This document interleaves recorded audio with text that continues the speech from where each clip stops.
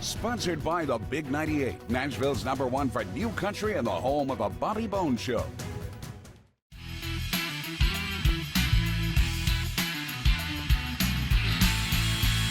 So you got this brand new album out with 2 singles already off of it that are released, and this is like your In Theory debut album. How's it going? Oh, it's incredible.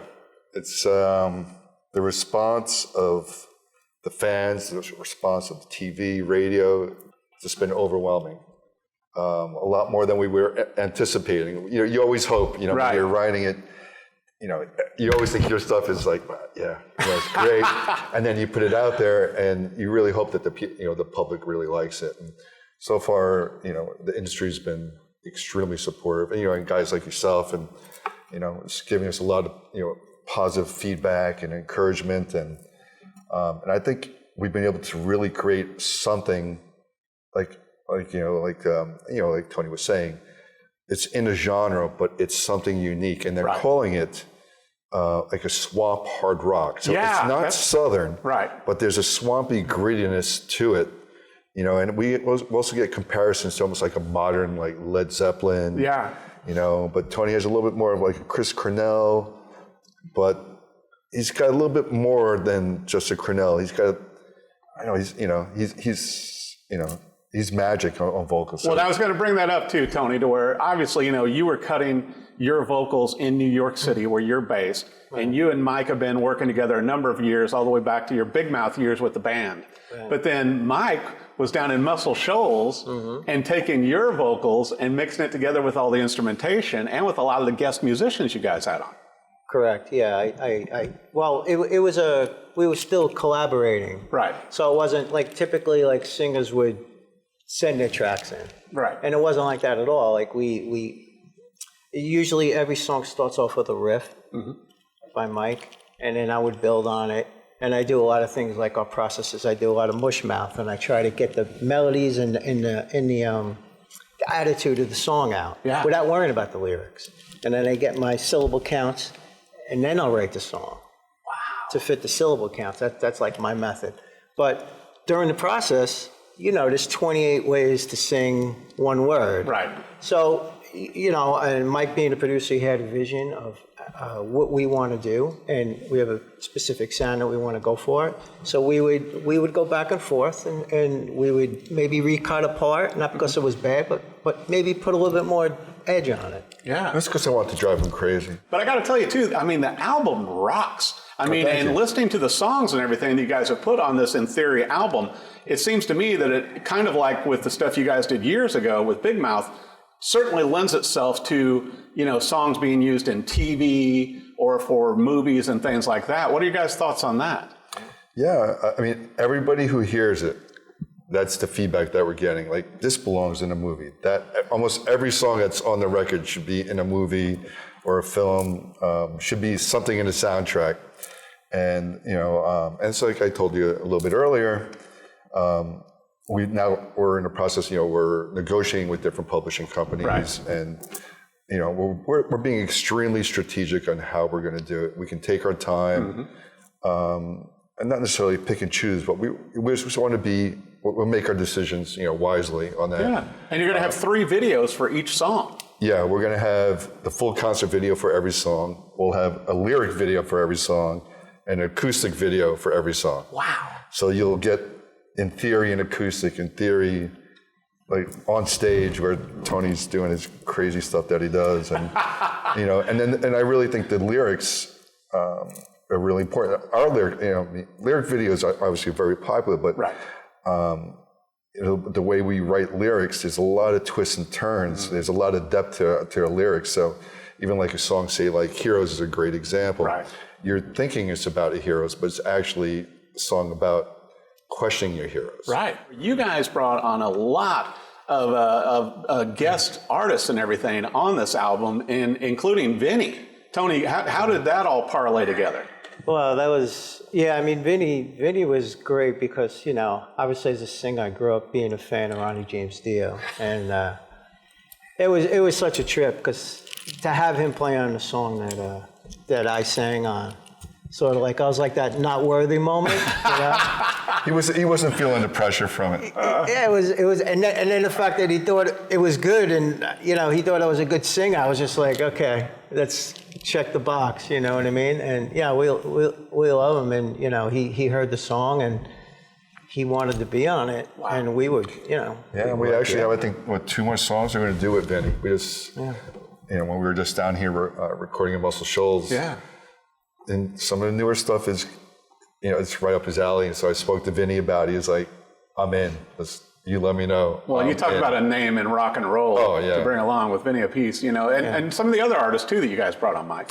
Yeah, I mean, you know, drummer-wise, I mean, you have Vinny and of course Andy, who was on the show with you. Right. You know, and he's with Missing Persons and Frankie Valli, and I mean, his roster of obviously who he's played with is ridiculous. Pretty ridiculous. You know, and you know, and then the other drummer is Justin Holder. Now in Muscle Shoals, you know, I call him like the next generation of Swampers. I think he's in over 500 records. Wow. And, you know, Kev Moog, Chris Christoph. I mean, it's pretty crazy. Yeah. But he's the first call, and basically, you know, he's got that Muscle Shoals sound, but we were definitely bringing the bottom out of him, bringing the rock out of him. And I think everybody that was involved with the record, we were able to accomplish that. Right. You know, so we have, you know, Lanisha Latimer, who's from Stevie Wonder, and Jennifer Lopez. I think, in fact, she's going on the road with Jennifer this week. But, but anyway, but to have her sing on a hard rock record was a unique experience, and she's seeing hard rock for the first time through those eyes. Yeah. In a lot of ways, where Tony's singing gospel, you know, through his eyes, how would a rock guy look at gospel? How would a gospel singer look at hard rock? So it's a very cool way of approaching it. It's not like a gospel doing gospel, hard rock or hard rock. It's our interpretation or their interpretation. And I saw that everybody was feeding off each other, which is a really cool thing. All of a sudden, like, you know, I say I'll be recording with Tony and whatever, and Alicia, those two are really great examples. I said, well, give me a little bit of this or that. She says, oh, you want a little bit more Tony? And then I would talk to Tony. I go, well, you need a little bit of this. He goes, oh, you want a little bit more like Lanisha's thing. Nice. So they were influencing each other without, at the time, they never met. And it was very cool because, you know, Tony, you know, has a certain style, she has a certain style, but the way they phrase and their rhythms was great. Well, and Tony's voice sounds so great on this album. I mean, just the notes and everything are so pure, and not to feed Mike too much, but the balance of the mix is so nice because, you know, I think sometimes in rock and roll, you know, particularly when it gets a little heavier, you can lose the voice, and it gets covered up by some of the guitar or percussion. And I think what was nice with this album, Within Theory, is that it doesn't. Yeah, well, you get to shine. That's interesting because there was even times, believe it or not, where I said I think the vocal's too loud. Like, believe it or not, you never hear that from a vocalist. I would never. That's like hearing that from a lead guitarist going, "I think my lead guitar is too loud." And what? I think that was someone else who was calling me, telling me. Yeah. No, there was. I think it was just one song. I said, I think the vocal. And he's like, no. He goes, that's exactly what we're going for, because the normal mix would be, pull it back and. Like, no, let's put that up front, and it's just more of what we're about. Yeah, and I wanted to, as a producer, showcase, there's two things I wanted to showcase, the song first, and then Tony second. Right. And it wasn't going to be a typical, you know, like I said, like he was saying, more vocals. I was pulling back on some guitar stuff. I thought it was a little bit more, I was going more for like layers of interesting textures of guitars. Instead of just like, let me go and shred and let me go and do all this. And we all went through that in our youth, but also, you know, you've kind of taken a different perspective, Mike, coming out of, you know, launching go-go tuners and all that kind of stuff over the years, getting away from your playing. Now you're in Muscle Shoals, and now you've embraced your playing and producing again. Right. And so with some of the top artists that you've been working with in Muscle Shoals, it's kind of changed your perspective on music and mixing and producing, right? Yeah, well, I also think life changed that as well. Right. You know, and I just think now that, you know, I'm just slightly older, just slightly, you know, but now I really think the influences from when I was a kid is really coming through, because when I really think about my my parents, I was always surrounded by music without ever really realizing it. You know, my parents had that big, you know, like record console that goes like from here to the next block over. Yeah, it's like a small coffin with legs. Right, and it had like 3,000 records, but they listened to a lot of country. So there was a lot of country, a lot of jazz in my house. You know, like, you know, we still have like the original Hank Williams 78s. Yeah. And then my aunt in Princeton, she was her and my uncle were these, whatever you want to call it, audiophiles. And back when I was like a little kid, they had everything on reel-to-reels. Yeah. And I don't know where they got these recordings, but they had like these old recordings of Les Paul and Chet Atkins and these other jazz folks. And, you know, get to hear it. All I know is, like, as a little kid, you know, 8 years old, I was told, stay 20 feet away from the reel-to-reel. I was not allowed to come and play, not allowed to run. Yeah. It was like Wayne's World. It's like, don't point at the reel-to-reel. Don't look at the reel-to-reel. But again, right. Exactly. Don't touch it. So anyway, so I was exposed to that, and I think that's what's come out. Right. Like now, I'm like, yeah, I remember, you know, like, you know, whatever, you know, this Beatle thing or this Beach Boys thing or this Hank Williams thing and all the stuff I think has always been in me. And I think taking, like you said, taking all that time away, right?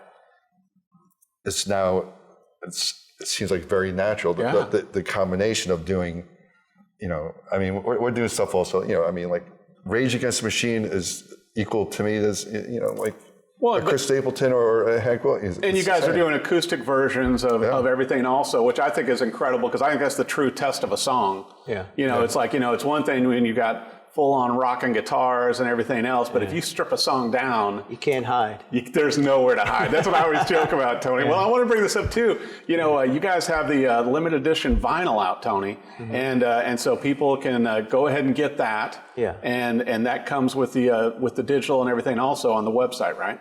Yeah. If you go to the website, we have the limited edition red vinyl. We're also doing a red CD. Nice. Which we're currently almost done with, and there's a lot of pictures. We have all the updates for the shows that we're about to book and have booked. Yeah, you got some small festivals and things like the one this October with Molly Hatchet. Yeah, Molly Hatchet. It's only, I think, like 20,000 20,000 of your closest friends. It's great. Right. Yeah, it's great. I mean, for an unsigned rock and roll band, that's kind of ridiculous. Yeah, we're trying to put things in place, and we're taking our time with it, and making our own path. Yeah, that's incredible. Well, I want to make sure too, Mike, that for all of our viewers, for your social media, for the website and everything, for In Theory, to be able to catch you guys live and see you guys play live because you're so great at that, and recently played in Nashville also. Where do they need to go, Mike? We got we have In Theory Original, which is on Instagram, right? Right, and then you got In Theory, InTheoryBand.com is our website. Gotcha. You can get and you can get to all the social from our website as well. Yeah, and then the other thing that Tony and I do is, if you follow him on Facebook and Instagram, Tony Covino Official or Mike Mostert Official, we add everything that we're doing from In Theory as well, and everything is linked.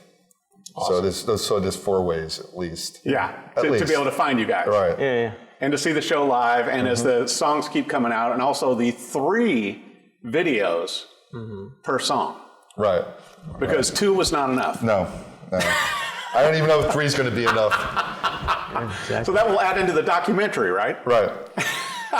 Exactly. Well, I'll tell you what, it's great having you guys on the show. Tony Covino, Mike Mostert, In Theory. Be sure and follow them online, catch them live on tour, and also the limited edition red vinyl, and it's going to be a limited edition CD also for their debut album, In Theory.